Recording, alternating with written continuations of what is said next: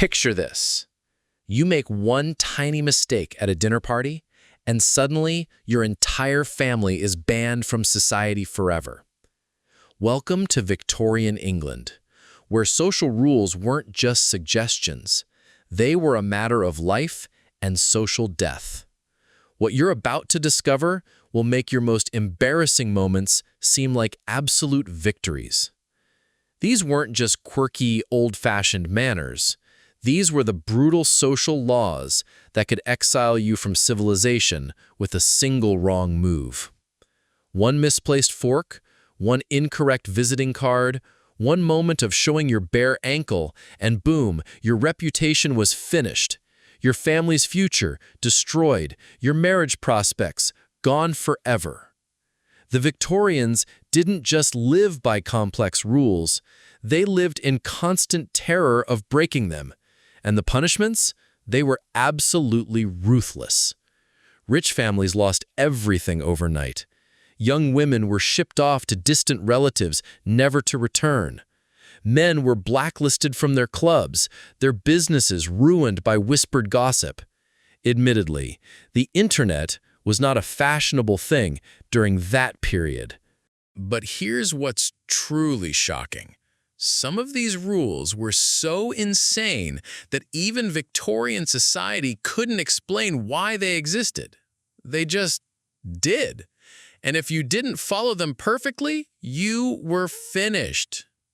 Let's start with something that trapped thousands of unsuspecting people every single day, the morning call.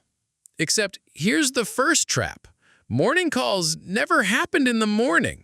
If someone invited you for a morning call and you showed up in the morning, you just committed social suicide. These calls happen between 3 and 5 in the afternoon, and calling them afternoon calls would mark you as hopelessly vulgar. The Victorians loved these kinds of linguistic traps, rules that made no logical sense but could destroy you if you got them wrong. But the timing was just the beginning of this nightmare. You had exactly 15 minutes, not 14, not 16, 15. If you overstayed, you were essentially announcing to society that you were desperate, socially clueless, or both. Victorian ladies carried pocket watches specifically to time these visits, constantly checking to make sure they didn't accidentally ruin their reputations by lingering too long. The card ritual was even more treacherous. You had to carry a small case filled with visiting cards, little pieces of paper with your name printed on them. But the type of card, how you presented it, even which corner you folded down, all communicated different messages. Fold the wrong corner, and you might accidentally be announcing a death in the family, or worse, showing interest in the host's unmarried son. Women who mastered the morning call game wielded incredible power. They could destroy rivals by forgetting to invite them, or by subtly indicating through their card presentation that someone was no longer welcome in polite society. One wrong move during these visits could start gossip campaigns that would follow you for life. The most vicious part? Everyone knew these rules were arbitrary and cruel, but they followed them anyway because the alternative was social exile. Victorian society was essentially a giant psychological experiment in conformity, and the morning call was their daily test of who belonged and who didn't. But social visits were nothing compared to the daily torture of Victorian clothing. We're not talking about being overdressed for a party. We're talking about wearing 15 to 20 pounds of fabric, steel, and padding every single day. Victorian women were basically walking prisons, trapped inside clothing designed to make them helpless. The corset wasn't just uncomfortable, It was genuinely dangerous. Women regularly fainted because they couldn't breathe properly. Their ribs were actually reshaped by the constant pressure. Some Victorian doctors warned that tight corseting was causing permanent organ damage, but fashion demanded a waist so small that it could be spanned by a man's hands easily. Getting dressed required a servant because it was physically impossible to do alone. First came the chemise, then the corset, then multiple layers of petticoats, then the crinoline, a cage-like structure made of steel hoops that made your skirt bell out like a giant lampshade. Finally, the actual dress went over everything else. The entire process took at least an hour, sometimes 2. The glove rule was particularly insane. Victorian ladies could never, ever show their bare hands in public. Ever. Your hands had to remain mysteriously concealed at all times, like some kind of weird hand-based modesty requirement. Women wore gloves to bed, gloves while eating, gloves while playing piano. Some Victorian etiquette books suggested that a lady's hands should be so consistently covered that her husband might not see them uncovered until their wedding night. But here's what makes this truly twisted.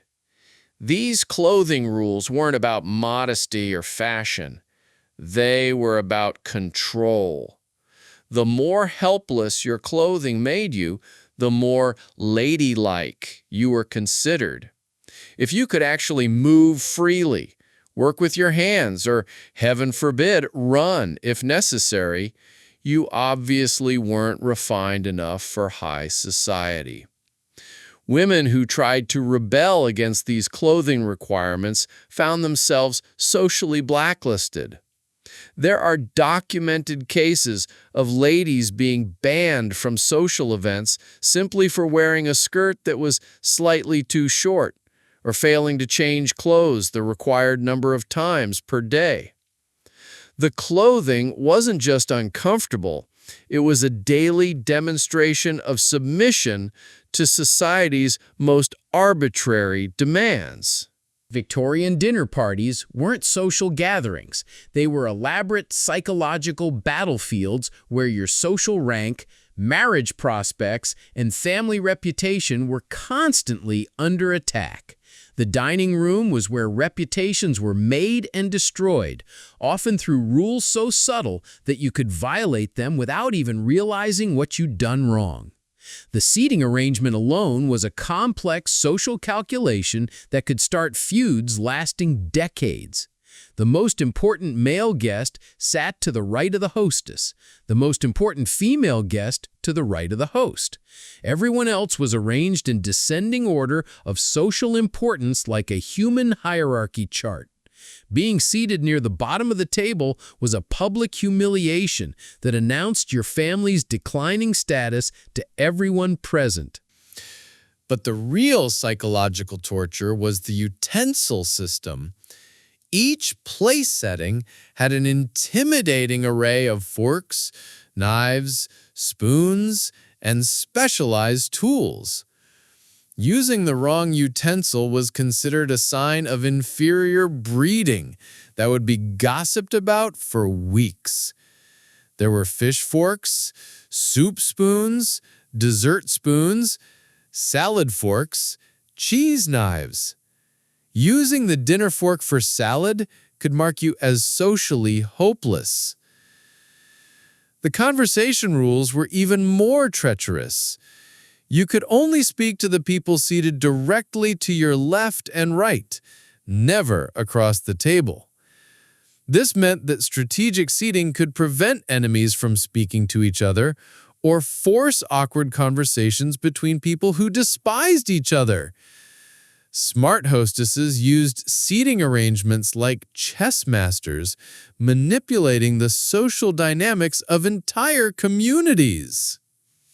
Then came the gender segregation ritual that revealed the true brutality of Victorian social control.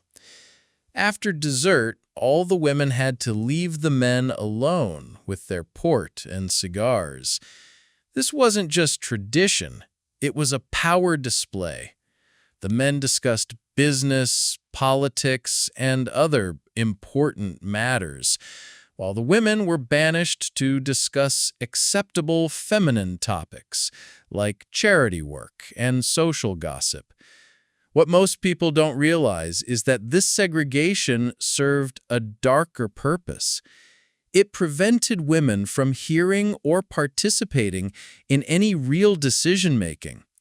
While the men carved up business deals and political arrangements, the women were literally locked out of the room where their futures were being decided.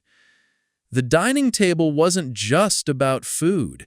It was about maintaining a system where half the population was systematically excluded from power. Victorian courtship wasn't romantic. It was like being under constant government surveillance. Every interaction between unmarried men and women was monitored, recorded, and analyzed by a network of chaperones, servants, and gossiping relatives who could destroy your reputation with a single whispered rumor. An unmarried couple could never, under any circumstances, be alone together. Even engaged couples needed constant supervision. If a young lady's chaperone stepped out of the room for 5 minutes, it could create a scandal that would follow both parties for years. The idea was that unchaperoned time would automatically lead to inappropriate behavior, because Victorians apparently believed young people had no self-control whatsoever. The gift-giving restrictions were particularly cruel. Men couldn't give women anything personal or valuable unless they were already engaged. A simple book of poetry could be interpreted as an inappropriate advance. Flowers had to be given through proper channels, and only certain types were acceptable. One wrong flower choice could accidentally communicate romantic intentions that could compromise both parties socially. But the Victorians developed a secret rebellion against these restrictions: the language of flowers. Different flowers carried different coded messages that allowed couples to communicate feelings they couldn't express openly. Red roses meant passionate love. Yellow roses meant friendship. White roses meant pure intentions. An entire underground communication system developed around bouquets, with young people passing complex emotional messages right under their chaperones' noses. The really twisted part was the marriage negotiation process. While young couples were being watched and monitored like potential criminals, their parents were having cold, calculating discussions about dowries, settlements, and financial arrangements. Love was considered dangerous and unpredictable. Much better to arrange marriages like business mergers. Victorian courtship was essentially emotional warfare disguised as romance. Young people were expected to fall in love according to their parents' financial and social calculations, while being prevented from actually getting to know each other well enough to make an informed decision. The system was designed to create marriages that strengthened family wealth and status, regardless of whether the actual couple could stand each other. The Victorian calling card system was like a daily social credit score that could destroy your standing in the community with surgical precision. Every day, ladies would embark on a complex ritual of social visits that determined who was in, who was out, and who was being slowly frozen out of society. The calling cards themselves were weapons of social destruction. The size, quality and style of your card announced your family's financial status and social pretensions. Too fancy, and you were trying too hard. Too simple, and you obviously couldn't afford proper ones. The paper quality, the printing style, even the font choice were all scrutinized and judged by other ladies, looking for signs of social climbing or declining fortunes. But the card presentation ritual was where the real psychological warfare happened. How you folded the corners of your card communicated different messages. One corner meant you were paying a personal visit. Another meant you were leaving cards for the entire family. Get the fold wrong, and you could accidentally insult your hosts or suggest inappropriate familiarity with their unmarried daughters. The not-at-home system was perhaps the cruelest aspect of Victorian social visiting. This didn't mean the person wasn't physically at home. It meant they were choosing not to receive you. Being told someone was not at home was a public rejection that announced to servants, neighbors, and anyone else watching that you weren't important enough to be received. Smart Victorian ladies used the not-at-home system like a scalpel, gradually cutting undesirable people out of their social circles. They might receive someone 3 times, then suddenly be not at home for the next 6 visits. This sent a clear message that the relationship was being terminated without requiring any direct confrontation. The drawing room positioning during visits was another layer of social coding. Where you were invited to sit, which chair you were offered, whether you were served tea or something else, every detail communicated your status relative to other visitors. Regular visitors knew exactly where they ranked in the social hierarchy based on their seating assignments and refreshment offerings. Women who mastered this system could control entire communities through strategic visiting patterns. They could elevate newcomers by including them in important visits, or destroy established families by systematically excluding them from social gatherings. The calling card ritual wasn't social courtesy. It was a daily exercise in community-wide power games that determined who had influence and who didn't. Victorian marriages weren't about love. They were complex financial transactions disguised as romantic ceremonies. Families approached marriage negotiations like international trade agreements, with dowries, settlements, and inheritance rights being calculated down to the last penny. The bride and groom were basically the commodities being exchanged in a deal that would affect multiple generations. The dowry system was particularly brutal. A young woman's worth was literally calculated in pounds, property, and annual income that her family could provide. Families would go into debt to create impressive dowries for their daughters, because a small dowry meant either no marriage at all or marriage to someone of significantly lower social status. Some families bankrupted themselves trying to make acceptable matches for multiple daughters. But the most shocking aspect was how marriage settlements worked. When a woman married, everything she owned, her dowry, her personal belongings, even clothes and jewelry, legally belonged to her husband. She became what was essentially property herself. The marriage settlement negotiations were about determining what, if anything, would be set aside for her personal use or returned to her family if her husband died. The engagement-breaking scandals were absolutely ruthless. If an engagement was broken, especially by the woman, it could destroy both families socially and financially. The man could sue for breach of promise and claim damages for his emotional suffering and social humiliation.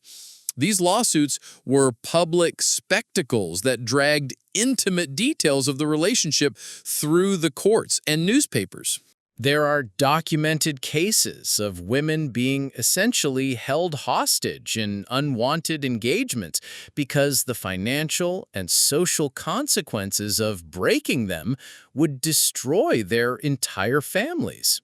Some women went through with marriages to men they despised simply because the alternative was social and economic exile for everyone they cared about. The wedding night preparation conversations were perhaps the most disturbing aspect of this system. Young brides were given virtually no real information about physical intimacy, but were instead told to submit to their husband's needs as a duty. Many women entered marriage with no understanding of what to expect, having been kept deliberately ignorant to preserve their purity. Victorian marriage wasn't a romantic union. It was a business arrangement that treated women like valuable livestock, being transferred from one owner to another. The elaborate ceremonies and romantic language were just camouflage for a system that reduced human relationships to financial calculations and social advancement strategies. What Victorian society didn't want you to know was that there was a secret world of rule-breaking and rebellion happening right under their perfectly pressed noses. While proper society was obsessing over fork placement and calling card etiquette, an underground network of rebels was finding creative ways to resist the suffocating social control. The flower language system became an elaborate code for forbidden communications. Young couples developed incredibly sophisticated ways to pass messages through bouquet arrangements, with different flowers, colors, and even the way flowers were worn or carried, communicating complex emotional and practical information. A strategically placed violet could indicate a secret meeting location, while the angle of a rose in a young lady's hair could signal whether her parents approved of a particular suitor. Some Victorian ladies developed secret societies dedicated to mocking and subverting social conventions. They would hold private gatherings where they would deliberately break etiquette rules, wear comfortable clothing, and discuss forbidden topics like politics and literature. These meetings had to be absolutely secret because exposure would mean complete social exile for everyone involved. The servant network was perhaps the most powerful underground information system in Victorian society. Servants knew everything about their employers' private lives and had their own complex communication networks that spread gossip and information faster than any official social channels. Smart rebels cultivated relationships with servants who could help them arrange secret meetings, pass messages, or provide warnings about social dangers. Even some married women found ways to rebel against their legal powerlessness. They developed informal networks for sharing money and resources that their husbands couldn't access or control. Women would hide money with friends, create secret bank accounts using false names, or develop business arrangements that technically belonged to male relatives but were actually controlled by the women themselves. The most dangerous rebels were the women who refused to marry at all.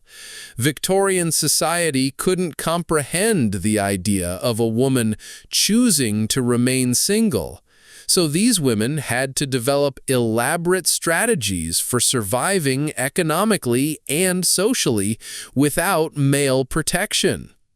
Some became professional writers or artists.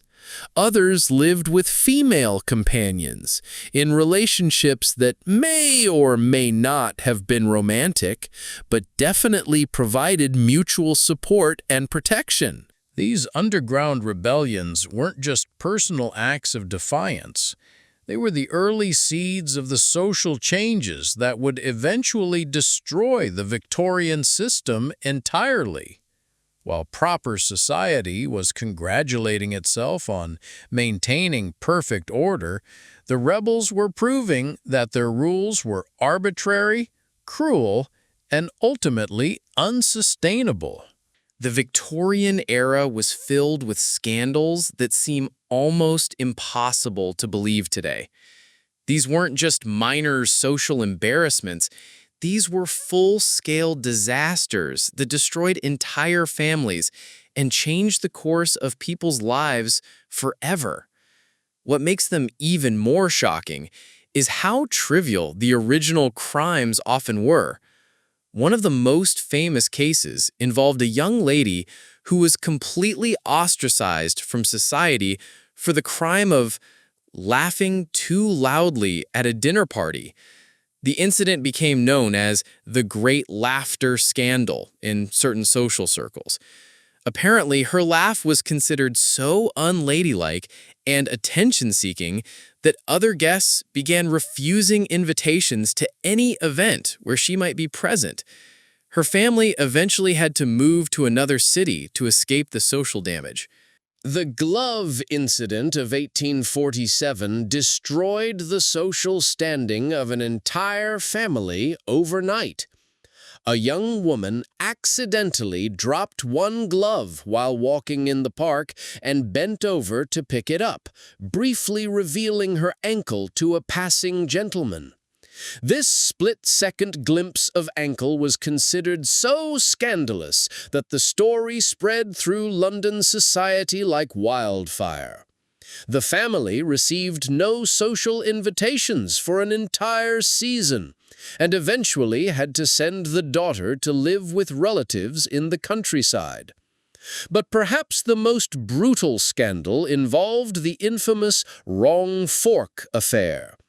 A wealthy merchant's daughter used her dinner fork to eat salad at a high society gathering. This breach of utensil etiquette was considered such a sign of inferior breeding that it sparked a campaign to exclude her entire family from polite society. The merchant lost several important business contracts as a result, and the daughter never married despite a substantial dowry. The calling card catastrophe of 1851 shows how the Victorian social system could turn a simple mistake into a community-wide crisis. A lady's maid accidentally delivered calling cards with the wrong corner folded, inadvertently announcing that her mistress was in mourning when she wasn't. The confusion this caused led to a series of social misunderstandings that eventually split the local community into opposing factions, with some families not speaking to each other for years. There was even the Great Tea-Pouring Rebellion, where a group of young ladies deliberately poured tea incorrectly at a charity function to protest the ridiculous complexity of Victorian social rules. Their act of defiance was considered so shocking that several were banned from all social events for months, and their families faced serious social consequences for their daughters' revolutionary behavior. These scandals revealed the true psychological terrorism of Victorian social control. People lived in constant fear of making tiny mistakes that could ruin their lives. The system was designed to keep everyone anxious and obedient, never knowing when they might accidentally violate some obscure rule and face social destruction. What most people don't understand about Victorian social rules is that they weren't random traditions that developed over time. They were a deliberately engineered system of psychological control designed to maintain power structures and prevent social change. Every bizarre rule, every arbitrary restriction served a specific purpose in keeping certain people in power and others in submission. The complexity of the rules was intentional. By making social success dependent on mastering hundreds of arbitrary and contradictory requirements, Victorian society ensured that only people with enormous amounts of leisure time and resources could fully participate. Working-class people couldn't afford the clothing, servants, and time required to follow all the rules, so they were automatically excluded from influence and power. The constant fear of making mistakes served another crucial function. It prevented people from questioning the system itself. When you're terrified of using the wrong fork or folding your calling card incorrectly, you don't have mental energy left to ask why these rules exist in the first place. The Victorian upper class stayed busy memorizing etiquette requirements instead of challenging the fundamental unfairness of their society. The gender-specific rules were particularly strategic. By making women physically helpless through clothing requirements and socially powerless through chaperoning systems, Victorian society ensured that half the population could never organize effectively for change. Women were kept too isolated and dependent to develop the networks and resources necessary for social rebellion. The marriage system was perhaps the most psychologically sophisticated aspect of Victorian social control. By making women's economic survival dependent on marriage, but controlling every aspect of courtship and partner selection, society could essentially program the next generation's values and loyalties. Children would be raised by mothers who had been selected for their submission to social requirements rather than their intelligence or independence. But the most insidious aspect was how the system convinced its victims to police themselves and each other. Victorian women became enforcers of their own oppression, competing to be the most perfectly restrained and conventional. They turned their frustration and intelligence toward perfecting their submission rather than questioning why submission was required. This psychological engineering was so effective that it lasted for decades and influenced social attitudes for generations after the Victorian era officially ended. The anxiety, perfectionism, and fear of social judgment that characterized Victorian culture didn't disappear. They just evolved into new forms that continue to influence how we think about respectability and social acceptance today. Here's what Victorian society never wanted anyone to realize. Their elaborate system of social rules and moral superiority was built on a foundation of incredible cruelty, systematic oppression, and psychological manipulation that would be considered abusive by any modern standard. The civilization they were so proud of was actually a sophisticated machine for crushing human dignity and individual freedom. The Victorian obsession with proper behavior wasn't about creating a better society, it was about creating a more controllable one. Every rule served the purpose of keeping certain people in power, while making sure everyone else was too anxious, isolated, or exhausted to challenge the system. The complexity wasn't accidental. It was designed to prevent anyone from succeeding without the approval of those already in control. The most shocking revelation is how deliberately Victorian society created misery for its own members. The physical torture of restrictive clothing, the emotional abuse of constant social surveillance, the intellectual stagnation of forbidding women to participate in serious discussions, none of this was necessary for maintaining order or morality. It was simply a way of demonstrating power over other people's lives. The marriage system reveals the ultimate hypocrisy of Victorian family values. They claimed to revere marriage and motherhood while creating a system that treated women like property, kept them ignorant about their own bodies, and forced them into relationships based on financial calculations rather than compatibility or affection. Victorian children weren't being raised by happy, fulfilled mothers. They were being raised by women who had been systematically broken and trained to accept powerlessness. But perhaps the most damning truth is that Victorian society knew their rules were arbitrary and cruel. The underground rebellions, the secret societies, the elaborate workarounds people developed, all of this proves that people understood the system was wrong, yet they maintained it anyway because it served the interests of those in power. The Victorian era wasn't a golden age of morality and refinement. It was a 60-year experiment in how much psychological torture a civilization could inflict on itself while calling it progress. The elaborate manners and beautiful clothes were just decoration on a system designed to crush the human spirit and prevent social change. The real legacy of Victorian social rules isn't the quaint etiquette customs we sometimes romanticize today.